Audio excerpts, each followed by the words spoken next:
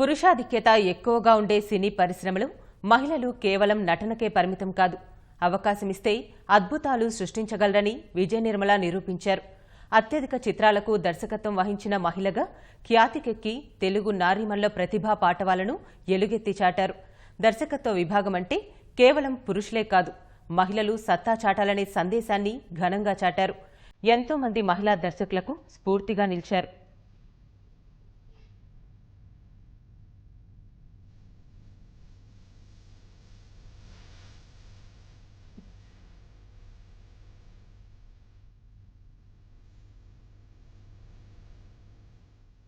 అందమైన నటిగానే కాదు, అద్భుతమైన దర్శకురాలిగాను విజయ నిర్మల విజయ కేతనం ఎగరేశారు. అత్యధిక చిత్రాలకు దర్శకత్వం వహించిన మహిళగా గిన్నిస్ రికార్డు నెలకొల్పారు. దేశంలోనే ఈ ఘనత సాధించిన ఏకైక మహిళ విజయ నిర్మల కావటం విశేషం. దర్శకత్వం అంటే పురుషులే చేస్తారనే అభిప్రాయాన్ని చెరిపేసిన విజయ నిర్మల ఏకంగా 44 సినిమాలకు దర్శకత్వం వహించి ఘన చరిత్రను లిఖించారు. విజయవంతమైన చిత్రాలను చిత్రసీమకు అందించి మహిళా దర్శకుల నైపుణ్యాన్ని కళ్లకు కట్టారు.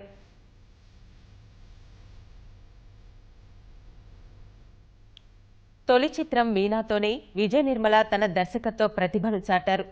ఎద్దనపూడి సులోచనారాణి నవలను వెండితెరపై ఆవిష్కరించి అందరినీ మెప్పించారు. మీనా చిత్రం దర్శకురాలిగా విజయ నిర్మలను నిలబెట్టింది.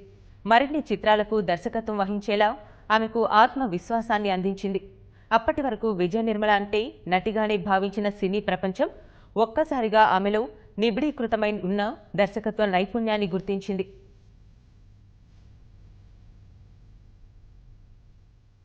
మీనా చిత్రంతో మెగాఫోన్ పట్టిన విజయ నిర్మల ఆ తర్వాత వెనుదిరిగి చూసుకోలేదు. కవిత, దేవదాసు, దేవుడు గెలిచాడు వంటి చిత్రాలకు దర్శకత్వం వహించారు.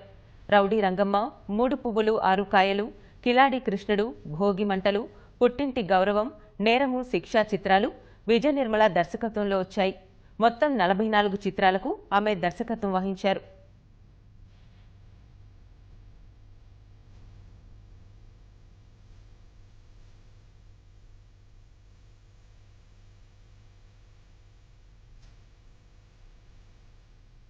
విజయ నిర్మల దర్శకత్వం వహించిన అత్యధిక చిత్రాల్లో కథానాయకుడిగా ఆమె భర్త కృష్ణే నటించారు. సూపర్ స్టార్ కృష్ణను విభిన్నమైన పాత్రల్లో చూపించి దర్శకురాలిగా తానేంటో విజయ నిర్మల నిరూపించుకున్నారు. వీరి కాంబినేషన్లో పలు విజయవంతమైన చిత్రాలు వచ్చాయి. సినిమాల చిత్రీకరణ సందర్భంగా ఏర్పడిన చనువే వారిని వైవాహిక బంధం వైపు తీసుకెళ్లింది.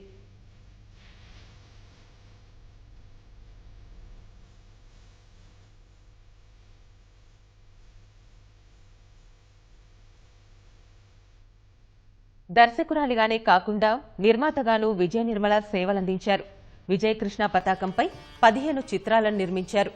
దర్శకురాలిగా ఆమె తెలుగు చిత్రసీమకు చేసిన సేవలను గుర్తించి ఆంధ్రప్రదేశ్ ప్రభుత్వం రఘుపతి వెంకయ్య అవార్డుతో సత్కరించింది. నటిగా, దర్శకురాలిగా, నిర్మాతగా చిత్రసీమలో విజయ నిర్మల ప్రస్థానం భావి తరాలకు స్ఫూర్తిదాయకమైంది. ముఖ్యంగా దర్శకత్వ విభాగంలోని మహిళలు వచ్చేందుకు ఆమె వేసిన బాట చెరిగిపోనిది. సదా మార్గదర్శిగా ఆమెను నిలుపుతుంది.